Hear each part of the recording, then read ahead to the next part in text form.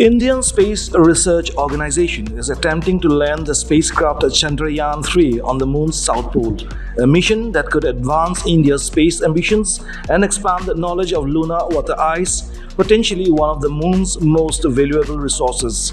Here is what is known about the presence of frozen water on the Moon and why space agencies and private companies see it as a key to a Moon colony, lunar mining, and potential missions to Mars. How did scientists find water on the Moon? As early as the 1960s, before the first Apollo landing, scientists had speculated that water could exist on the Moon.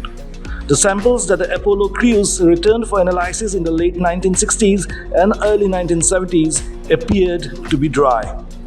In 2008, Brown University researchers revisited those lunar samples with new technology and found hydrogen inside tiny beads of volcanic glass.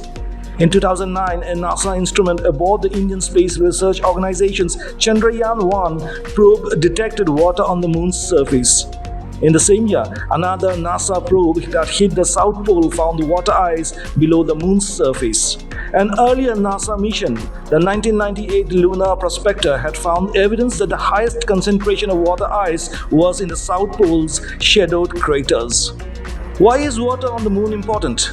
Scientists are interested in pockets of ancient water ice because they could provide a record of lunar volcanoes, materials that comets and asteroids deliver to Earth, and the origin of oceans.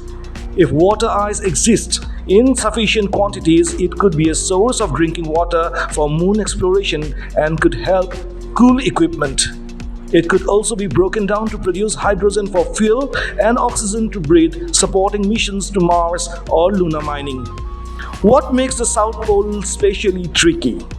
Attempted landings on the Moon have failed before. Russia's Luna 25 craft had been scheduled to land on the South Pole last week but spun out of control on approach and crashed on Sunday, August 28.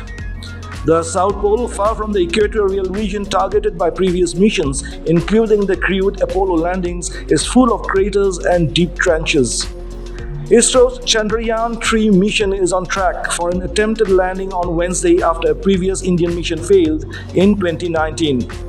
A previous Indian mission failed in 2019 to safely land near the area targeted by Chandrayaan-3. All eyes on ISRO.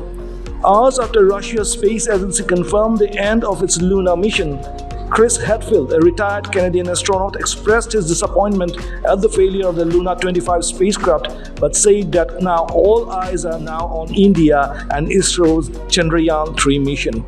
Worth mentioning, the 1967 United Nations Outer Space Treaty prohibits any nation from claiming ownership of the Moon. There is no provision that would stop commercial operations.